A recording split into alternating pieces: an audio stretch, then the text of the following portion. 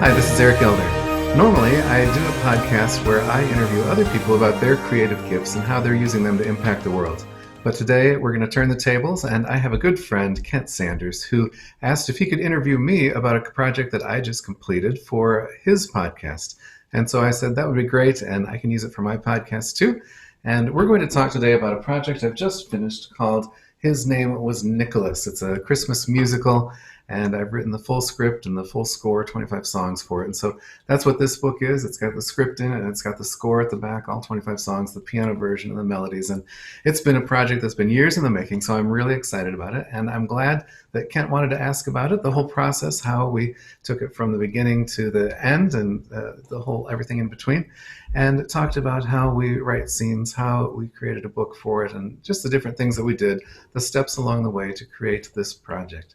I also want to tell you that at the end of the episode, I'm going to play one of the new songs that I've written for it. I just finished a few weeks ago, and it's just beautiful. And it just helps explain why a musical can do things that other genres can't. Books can't do it, plays can't do it, just movies without musicals type of elements can't do it. But musicals have a unique way to touch people's hearts and to tell a story. And so I'll be sharing that too, and I'll give you an example at the end. It's a lot of fun. Eric Elder, welcome to the Smart Business Writing Podcast for your second appearance. I'm so glad that we were able to set up this time to have a chat about your book and your musical. Kent, I'm so glad to be here. I love talking to you all the time, and this will be great too to record what we say. I think it's fun. Always a good conversation with you. So what most people don't realize is that both of us have been a part of a mastermind group that meets almost every week. I would say probably every week of the year except maybe 3 or 4 weeks probably. And we've been doing this, the last 5 years or so? Yeah. Something like that. So this is like just another conversation that we have because we talk. And then with the third guy, Al, in our group, of course, we're texting constantly back and forth. So pretty much on a daily basis, we're all talking on some level, which is fun. I love it. Yeah, but I guess this makes it official. This is an official conversation. So we're here to talk about your book. The book is called Saint Nicholas the Believer, but the musical is called His Name is Nicholas. And I'm really excited to have this conversation because this is different than a lot of the stuff that we normally talk about in this show. Most of the guests that I talk to on the podcast, almost all of them have books. We're normally talking about things that are more businessy in nature, but I'm really excited because what you're doing is a blend of creative arts, music, book, and business. So there's a lot of things mixed into this at once. So let's start out with the story of, first of all, the book that your musical is based on. The book, again, is called Saint Nicholas the Believer, and I'll have links to that in the show notes. Walk us through how this book came about, because I know this was a long journey, and it's a really, really fascinating story. Thanks, Kent. It is actually a long journey, and yet it's just an exciting journey. So it makes it not seem like a drudgery. It's been exciting all the way through it. And so, but it was really 25 years ago. My wife had an idea when we had young kids at home, and she knew the story of the real Saint Nicholas, the Nicholas who lived back in the 3rd and 4th century, who went on to greater fame as Santa Claus, Sinterklaas in Dutch, and so it became Santa Claus in our language, and throughout the world he became known as Santa Claus. And so this Saint Nicholas really was a real man, and his story was fascinating. And so I think she started telling me parts of his story, and I thought that was great. And she said, it wouldn't it be great to have an annual movie or a Christmas show that people could see and be able to tell their kids about this man who really loved Jesus very much, because we, even as a young family, we were trying to decide about Christmas and what we wanted to celebrate and not celebrate. We're making our own new traditions, and it was really something to navigate as new believers, to say, where do you want to go with Santa Claus? Where do you want to go with Christmas trees? Where do you want to go with the whole everything surrounding Christmas? And so anyway, our desire was, how can we really make sure that this is about Jesus and his birth, and keep it fun and light and interesting as well. So she thought it would be a great thing, like It's a Wonderful Life or The Nutcracker, which those are movies and a ballet that are performed every year all around the world and seen on TVs all around the world. And so it was something that she thought this would make a great movie, the story about this real man's life. And So we talked about it, and we started looking into his life more and doing some research, reading some books. And so there's a whole process that went through all this. But eventually, we decided to go ahead and write a book about it to sort of flesh out the story, and then turn it into a script and a score with music, and turn it into a musical that could be either a movie or a stage production, and communities and churches all across the world could do it, plus have a movie that could be something that people could watch every year as well. So that's sort of where it started, and just trying to turn this idea into an actual going concern here. And so neither of us were filmmakers, neither of us were writers or authors at the time, and it was just an idea my wife had that I thought that's a great idea. Let's see where we can go with that. So for those who have not read the book yet, okay, I'm looking really quick here. Are there 50 chapters? No, I'm sorry, there's 37 chapters. So did you write the book with a potential musical or adaptation of some kind in mind? Was that in your mind from the very beginning as you were constructing the book? Yeah, it was actually. So this is the book, St. Nicholas the Believer. It's on Amazon and our website and other places. But the idea was to write a book that we could then use to turn into a movie. And so writing for a movie is very different than writing a book. But I'm a writer, and I liked writing. And so I thought, if we could flesh out the stories, what are the 30 main incidents in his life that we know of from history that we could turn into a series of stories, string them together in a logical way that builds to a nice climax and all. What kind of story could we tell using those factual pieces that we know? And so the book was really a way to flesh out some of that. And so I wrote the chapters. They're very short. It's just a couple pages, 2 or 3 pages, 4 pages per chapter, to try to lay out what this story would look like from front to back. And not with the idea of publishing the book necessarily, but really to move on to now, how do we turn this into a movie or a stage play? So we did have that all in mind from the beginning, but then when the book was done, I had several people read it to help me edit and flesh out the story a little better. And they read it and thought it was great just as a book. And so we started selling it on Amazon about 7 years ago, and people loved it. And it's one of my best-selling books, and people have found it. In fact, one ballet company down in South Carolina found it on Amazon. They wanted to do a new ballet, and so they created a whole 2.5-hour ballet based on the book and the characters in the book. And so that was really exciting to see come together just a couple years ago. Not on my radar or plan, but just because we had a book, and other people can find out too. But yes, in answer to your question, it was designed to be the beginning steps of what would eventually become a movie. Well, I love the book, and I love the short chapters. And in fact, your book has become an inspiration for me to start working on my own parable type story, or really the idea of teaching things through a story. And I know that you didn't write the St. Nick book with the intention of teaching, like 7 steps to blah, blah, blah, or the 5 keys to blah, blah, blah. I'm not making fun of business books that do that, because that's the kind of book that I'm working on now. In fact, so I'm kind of making fun of I'm not even making fun of myself. I'm just saying, a lot of times in the business parable type of a book, you have principles and you build a story around those. That's just the way that works. But with this, I know you're not trying to teach specific principles. It was more just to flesh out an imagining of St. Nicholas's life for the basis of the musical. So you have the book done. And interesting, actually, on that idea of teaching through it, because I did find as I was writing it, I wrote each chapter separately, and I'm a devotional writer generally. I write a lot of devotions about... Written a lot of them. A lot of devotions about Bible passages, and probably 25 books of devotional books. But so each day then when I wrote a chapter of this book, I had one devotional point I was trying to get across. So every scene was different in a different way, because I thought, what's interesting about this scene, what the element is in this scene is hope. Or what the element in this scene is, how do you deal with grief? Or in this scene, how do you deal with the reality of Jesus? Was he a real person? And so every chapter is sort of like a scene in the movie, but each one is a devotional in its own right. And so I actually offer it to people as a devotional that they can get on my website at theranch.org, and they can sign up and receive it every day for 40 days and get a little devotional storytelling. So it does have it's got some teaching in it. It doesn't have chapter and verse Bible verses, but there's probably 100 Bible verses that I allude to or quote in part, or use as part of the dialogue. So there's a lot of good biblical truth that's conveyed in it, because I am a teacher as well and devotional writer, so it just sort of comes out. But it doesn't read like that. I think it reads very much like a story. You don't even know you're being taught things, hopefully. So that's good storytelling, I hope. Oh, I think it's wonderful storytelling.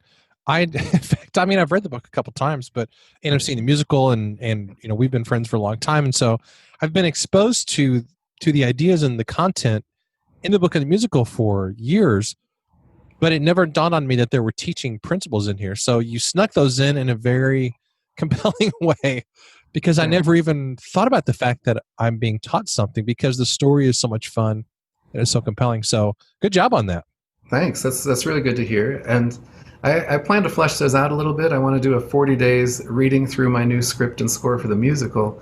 And as I read through the script, I want to do a little sharing after I read it and talk about what those devotional points were and what scriptures I'm basing them on and how they can help your life today. So that's great. Hopefully I'll be able to actually bring out more of that. But I'm glad that it wasn't so on the nose, so on the surface as a reader, that you didn't even notice it. So that's great.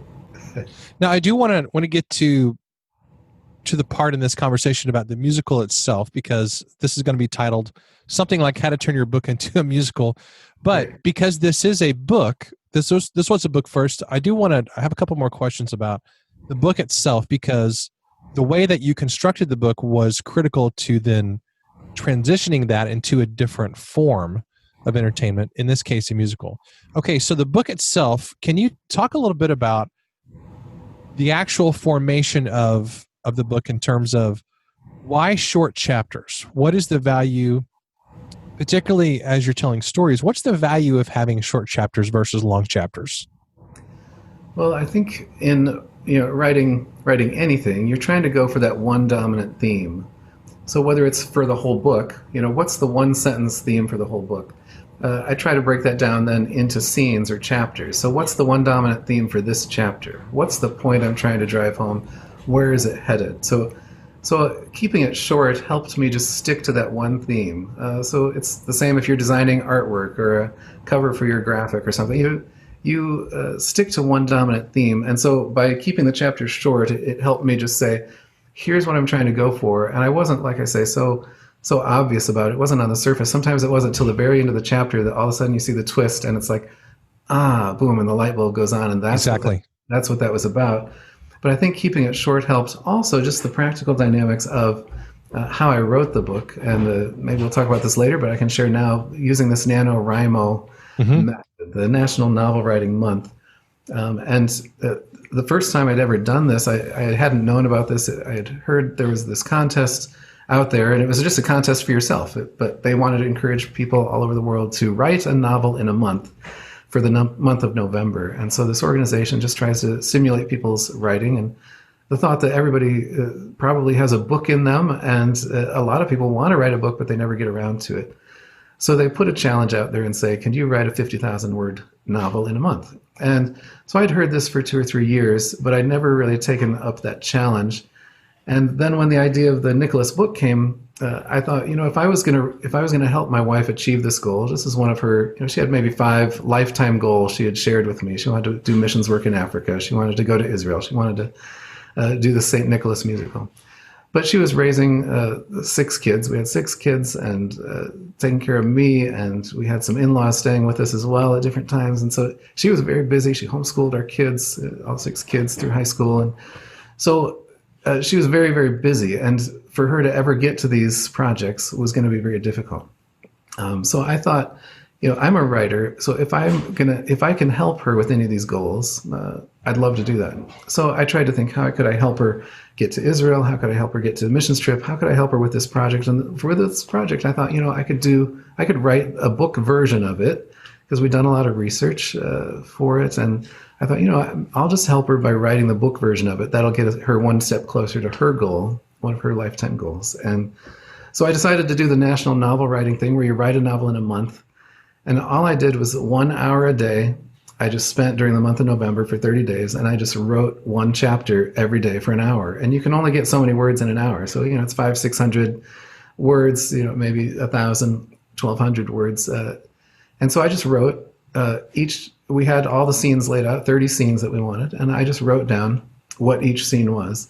And so that's also why it was short, because I had dedicated this time that I wanted to finish this in a month. It took me actually a month and another week or so to get through, and it turned into 42 chapters, or 37 plus intro, conclusion, epilogue, prologue.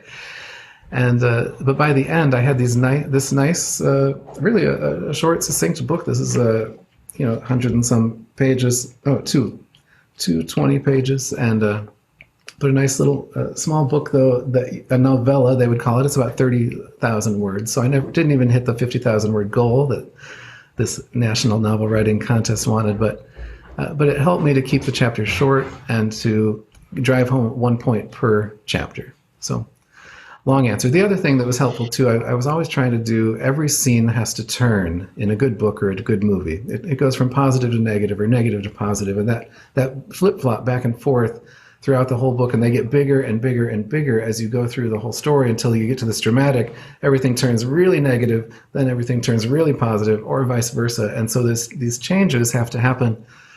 So in each scene, I was trying to think, what's the turn? How does this scene turn? Every scene has to turn, or else it doesn't advance the story. So how do you advance the story? So I think that was part of writing the short chapters too, was to keep it brief, to keep it to a point, and also to see what's turning. And just by keeping it short, it helped me see positive, negative, turn, point. Anyway, it sounds very structured. It wasn't that structured, but just having a few of those concepts in mind before you write makes a big difference in the end product. Well, you beat me to my next question, which was going to be about scene construction. We've talked a lot about this, and I've learned a lot from you about this, because you're really, really good at constructing scenes in a way that when you finish a scene or a chapter, it's surprising and it makes you want to read the next one. And I think that is one of the hallmarks of a really good storyteller. So if you ever decide to put together a class on how to do all this stuff, I will be the first to sign up for it, because even though we've been friends for a long time, I feel like I'm still learning from you about all this, because you just have a natural gift for storytelling. And for people who read the St. Nick book, that's going to be very, very obvious, because it's great and lots of fun. Thanks. Some is natural, some is reading good books, I think, like you recommended to me, like Story by Robert McKee, and books that really help me understand. It doesn't take much tweaking. It really doesn't. A lot of people do call this book a page turner, even though it's not like high drama. It's very sweet and tender, but it's a page turner in that it keeps you turning pages. And there are some simple things. Just one sentence at the end of a chapter, and it just leads you into the next. Yeah. So there are some simple things you can do. You don't have to be a brilliant novelist, I don't think. I don't know that I have any particular gift, but I appreciate it if I do. But if I do think there are things you can learn to help write better and more compelling stories. Now, let me ask about the musical part of the book. So you have the book. You want to turn it into a musical. Let's break this down into a couple different sections. I'd love to talk about the process of writing the script from the book. So you're adapting your book into a script, but also the musical part and then the performance part. Let's talk about each of those things, because those are different elements, but all critical elements of creating a musical based on a book. So first of all, walk us through the process of adapting your own book into a script for a musical, because it's a completely different form of storytelling, but obviously it's going to have a lot of the same elements. It is. It's very different. I would have thought that it would have been a lot easier. Once I laid out the whole book, I thought, oh, this is great. I can just cut and paste a few lines from here to there, because a script is a lot shorter than a book, and I'd be able to have the script done. But it is not that at all. It really was a rewrite from scratch, because my book is very thoughtful. So it's in the head of Nicholas throughout the whole thing. And he's trying to make decisions. He's trying to wonder if he's doing the right thing, if God is really leading him this way. So he has a lot of self-doubt, but he has a lot of faith too. And so he's trying to take these steps of faith, but he's wrestling a lot inside his head. So I explain a lot of that. As an author, I can do that. I have lots of pages, and I can just talk about everything he's thinking about and what's going into each decision, and then he'll say one or two lines at the end of the chapter, and that's it. But when you go to write a play or a musical or a movie, everything has to be spoken out loud. So I can't just take 2 or 3 lines at the end of the chapter and that's it. You have to give him characters to interact with and to share those thoughts with and to have reasonable conversations with, not just, so Nicholas, tell us what are you thinking right now? It can't be that on the nose. It has to be more part of the natural course. So I had to introduce new characters. I had to, there are a lot of people I had to have him bounce off ideas with, and who would those natural people be, and who could be his mentors, who could be his peers, who could be the people that he's teaching. And so I had a number of characters in the book, but I had to add more characters. I had to add more dialogue. But this is one interesting thing about a musical that I didn't realize until I read Stephen Schwartz's book on his musicals. He wrote the musical Wicked and lots of other very popular musicals. And he said that when he saw the book for Wicked, he really believed that it needed to be a musical. And other people wanted the rights to the book to turn it into just a movie or a play, but he felt it really needed to be a musical. And the reason was, he said, musicals allow you to get inside the character's head because they can sing about all their emotions. They can That's a great point. They can sing about the decisions they're trying to make. They can step aside after a big confrontation and they can process it in the form of a song. And you can't do that in a regular movie. Exactly. You can't have the main speaker just exposit, just start to tell, okay, so this is what I'm thinking. So a musical is really a form that helps the characters share their story, share their perspective, and gives you insight into what's going on. The musical also is a different genre because it's different than like Glee. What's the movie with a lot of the Glee characters that there's a whole series of movies that came out by the same. Sorry, I'm trying to remember. High School Musical? No, not High School. You can tell I don't know anything about this. That idea, but it's a. But one of the main characters in that said, that their TV show and this movie was not actually a musical. There was music in it, but the music never advanced the story. They were just singing songs, so they were like a part of a choir, and so they would sing songs every once in a while, and the story took place outside of the songs. But a musical, the story is actually advanced in the song. So, in addition to giving you insight into the characters, it's also advancing the story. So. Curly breaks out into song in Oklahoma to say, "Oh, what a day this has been! Oh, the sun's rising. This is a beautiful day." Right. Oh, what a beautiful morning. Exactly. And so he's starting off this cheery thing, which later in the show, not to ruin it, the things get pretty depressing pretty quickly. And so, but you need to sort of set that up, and he starts explaining why it's such a beautiful day, why it's such a good morning, what he's feeling, and you get a lot of the story background, but you also advance the story. So when you're done with the song. If you cut the songs out of musicals, the story wouldn't really work because the music actually tells the story. So anyway, that was a tidbit that I didn't realize before, but it really makes a lot of sense that a musical both gets inside the character's head, plus it allows the story to advance. Wow. Okay, you just kind of blown my mind because I'm thinking of the musicals that I love, Hamilton being number one. Grease is another one I'm thinking of. Wizard of Oz, of course. Sound of Music. I mean, there's so many famous musicals over the years. Meet Me in St. Louis, however you want to say it. And they all do that exact same thing. I never realized that before. I never thought of it that way. So then how did you, knowing that, how did you then begin to take your story and adapt it to the musical form, knowing that you were going to have to write a bunch of songs, essentially? Yeah, so I finished the book 7 years ago, and a lot of things happened in the meantime that were... Everybody listening is like, it's going to take me 7 years. Well, yes, and you have to know this is not my main thing. It's becoming my main thing, but it's always been on the side. It's just been a side project. I've been dabbling in it, and it's been fun, but do I really believe it? It's going to be this huge production? Yes, I do now. I'm very convinced that it's going to be huge and a wonderful success and great, but over the years, it's just been sort of dabbling. So I really needed to take the book and start from scratch. It was a reimagining of the book. So I still went scene by scene. I read each chapter to myself, and then I said, okay, what's happening here? How do I bring this all out in dialogue form?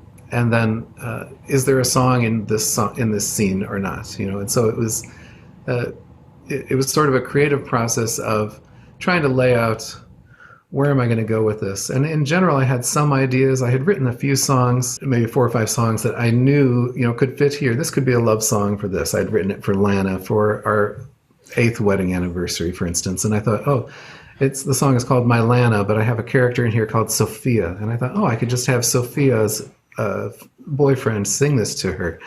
And it would be, this love song, Sophia, I love you, instead of My Lana, I love you. So I adapted a few of my songs, but then I wrote a lot of original songs just for it.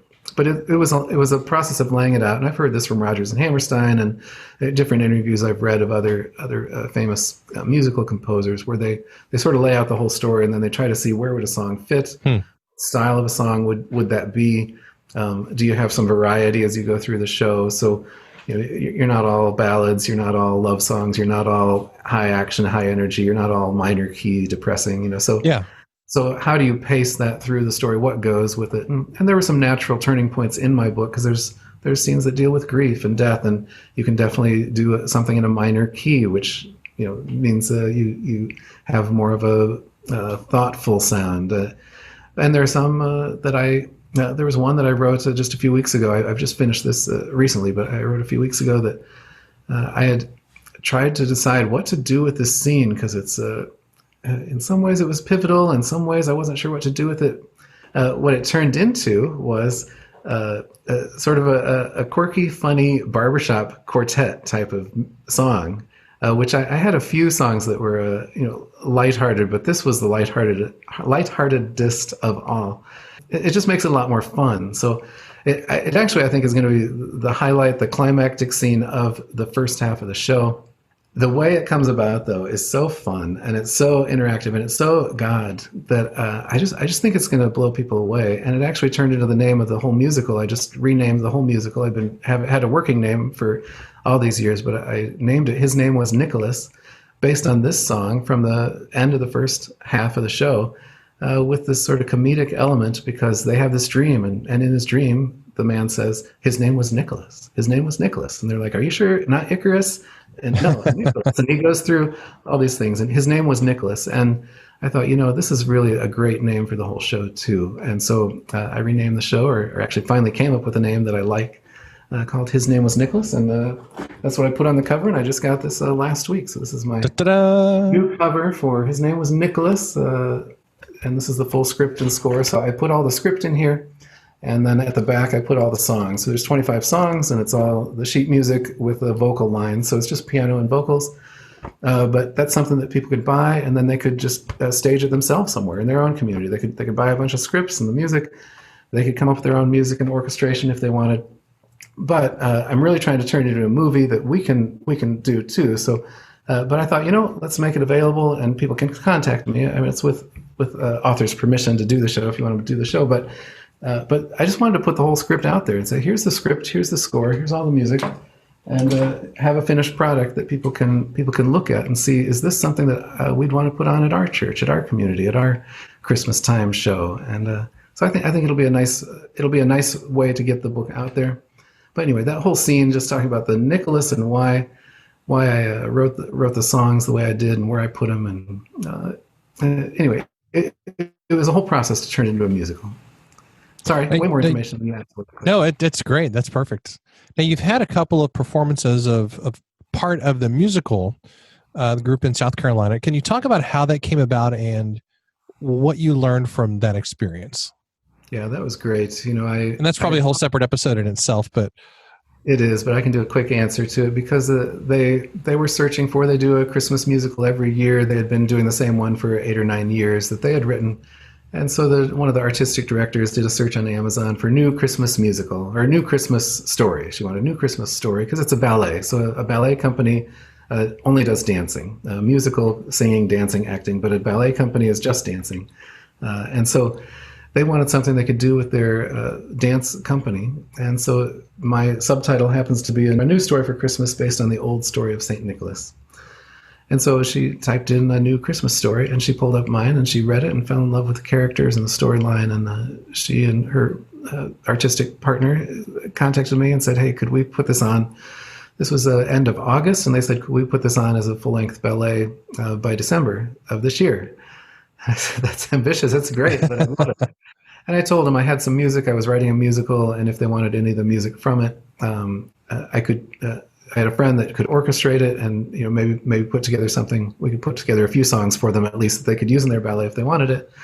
They said that would be great too, and so we did that. And a friend and I, Matt Ludwig, he orchestrated. I just play the piano, but he does all instruments, and he loves orchestrating. He loves film composing, and so he said, yeah, he'd do that. And so we did 2 songs for their show, and they used those as the opening number and another number in the middle of the show. And so that was really exciting to see it all come together. 250 students of this company and a 2.5-hour show, all based on this story. And they did their own adaptation. It's not the same story as my book. It's not the same story as my musical. It has elements of the same story, but I gave them liberty. I really trusted them from the first conversation. I said, you can take liberty and you can tell the story whatever way you want. Lana just really wanted the story told about Nicholas, that this was a great man who loved Jesus. And so they said, we'd love to do that. And so they adapted it for all kinds of different dances and styles of music. And they used other music, popular music and classical music to go with it. But yeah, they used a few of our songs, and that was wonderful. Now, for those who don't know the musical side of this, can you talk for just a second about the difference between composing, arranging, and orchestrating? Those are 3 very distinct things, but a lot of times when it comes to musicals or music in general, those terms are they're not interchangeable, but people who aren't engaged in music or don't have a musical background, maybe those concepts are not familiar to them. Because can you break that down a little bit? Composing, arranging, and orchestrating, because those were all involved in your musical. Sure. So I'd be considered the composer on this. I came up with the melodies. I came up with some chord progressions, which just means, how the layout of the song goes. And I actually did the lyrics as well for all but one of the songs. Another woman helped me with lyrics for one of the songs. But so I would be the composer and the lyricist. So I wrote the melodies and how I thought a song should go, and then the lyrics to go with it.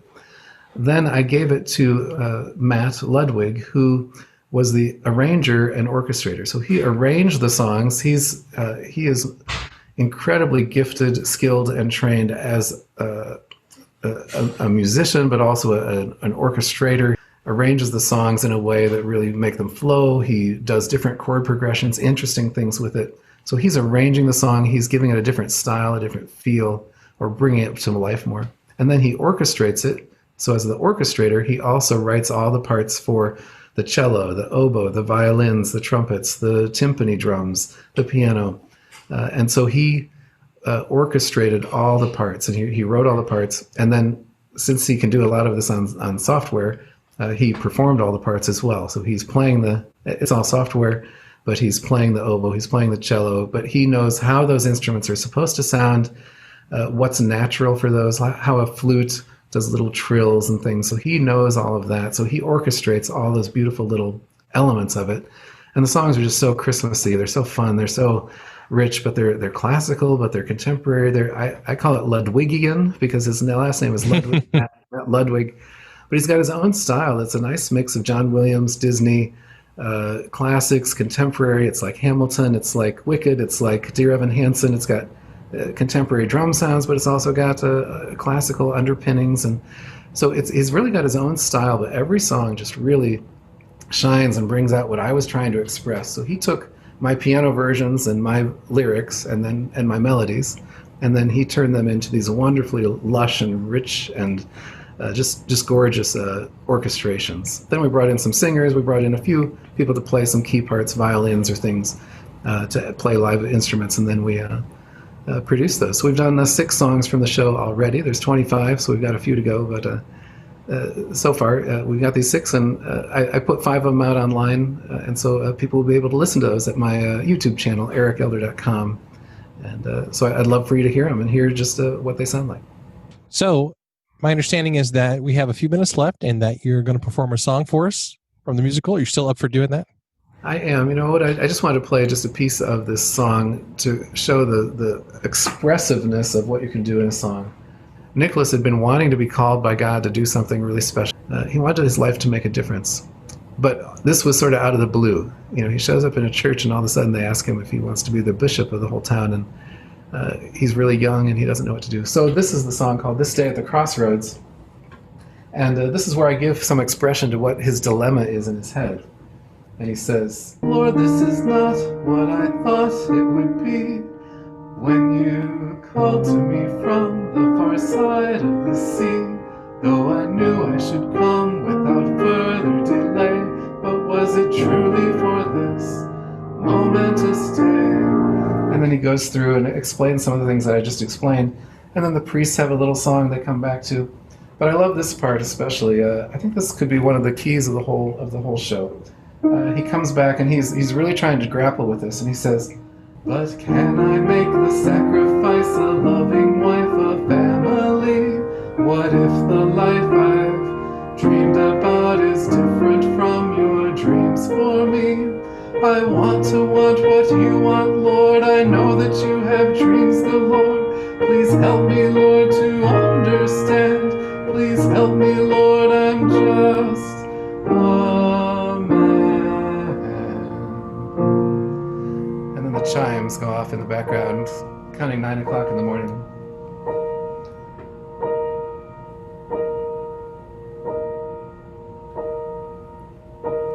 And he just hears from God, and he says, "God, I think this is it. I think this is what you want." And he sings again. "There is a way that seems right to a man. In the end, all that matters is what's in your plan. What we give up on earth, up in heaven is found. The blessing of family and love all around. My answer is yes, Lord, no matter the question. To you I pour out all my love and affection. Seal this on my lips, help me never to waver. This day at the crossroads, I'll forever say, Lord." And then the song goes on. He tells the priests yes, and they all say, "His name was Nicholas. Nicholas, Nicholas, Nicholas, his name was Nicholas." And they're all so excited. The shipload of people come in, and they're all saying, "It was Nicholas, it was Nicholas." And it's a big climactic scene where they crowned him as the new bishop of Myra. And so I just think it's a nice, thoughtful piece. You can tell I'm just choked up just thinking about saying, "God, my answer is yes, no matter the question." And to you, I want to pour out all my love and affection. It's just God, I am surrendered fully to you. And I think it's going to have a powerful moment in the show where people just say, "Man, I want to do that. I wish I could do that. What can I do to be more like that?" And of course, Nicholas was just following Jesus, who in the garden said, "Lord, let this cup pass, but if not, let your will be done, not mine." My answer is yes, no matter what the question is. I'll do it, God. I'll surrender to you. And so I think it's a great way to point people to Jesus and really that ultimate surrender, and help them to use their gifts. So that's really my point of the whole show. One person can make a difference. I use this as the tagline in the book, that Nicholas had just one life to live, but if he lived it right, one life was all he would need. And in my introduction, I wrote about Lana, and Nicholas uses this in the show. It says, "To the world, you may be just one person, but to one person, you may be the world." That's beautiful. I love it. If you want to touch a life, if you want to touch the world, you just start by one person at a time. Touch one life, one life, one life at a time. In fact, that's what they named the ballet in South Carolina. We were thinking through some names, and One Life really struck us. So the ballet is called One Life. And we hope to have the movie version of that done by this Christmas. That'll be available online, so people can watch. If you're watching this later, this is Christmas 2020, so we'll see if we make that target. But One Life, a Christmas story ballet is what that's called. But my musical that I hope to bring to life in another way is called His Name Was Nicholas. Eric, this has been a blast. There's a lot of course, we've been friends for a long time, as I've said before, but it's always so inspiring just to see the projects that you're taking on and the risks that you take in doing new and creative things. And I've learned a lot from this conversation. One of the things I've taken away from it is, as you were singing that song just a moment ago, and I had not heard that. So that's Nobody new to has. me as well. This is debut outside of my This kids. is debut. Nobody's ever heard that. Yeah. So That's why I'm And not good at playing or singing it, but it's so moving, and it just makes me realize that a musical is such a powerful and unique art form because you can get inside, as you mentioned earlier, you can get inside characters' heads, even when you're talking about historical people who really lived. Hamilton does the same thing. Other musicals do the same thing, where you realize that, oh, these were just people with the same struggles that we have. They're facing the same questions and insecurities and problems that we have today. And it makes them real, but the music gives us a really powerful emotional connection to that story and to those feelings and those struggles that you can't get through reading a book, that you can't get through reading a biography, or even through a non-musical. I think music brings that emotional element that you can't get any other way. I totally Particularly live music. There's something about live music that you can't get just from listening to a recording. I totally agree. And for a Christmas show, I just thought, oh, we got to have music. We've got to have music. So. Absolutely. Well, this has been a blast. I appreciate your friendship, of course, and all the cool stuff that you have done and continue to do. How can people get in touch with you and find out more about the book, the musical, and all the cool stuff that you're doing? Thanks. If they go to ericelder.com, ERICELDER.com, ericelder.com, that'll take you to, currently it takes you straight to my YouTube channel, where you can listen to some of these songs. You'll be able to watch my podcasts about this. I plan to read, starting in a few days, I plan to read one scene every day for 40 days and play all the songs from this musical. So you'll be able to watch those at Christmas time, or have Christmas in July right now, as we're doing right now. So, but ericelder.com is a great way to find me. My other website is called theranch.org, which is a place to seek God and find him. And you can find all about my other devotional books and music that I've written, and I help a lot of other people publish things. The third would be inspiringbooks.com, and that's where you can find all my books. Very cool. Well, as always, I'll have links to that in the show notes. And thanks again. This has been a blast. Kent, I love it. Love you too. Thanks for being my friend. Thank you so much.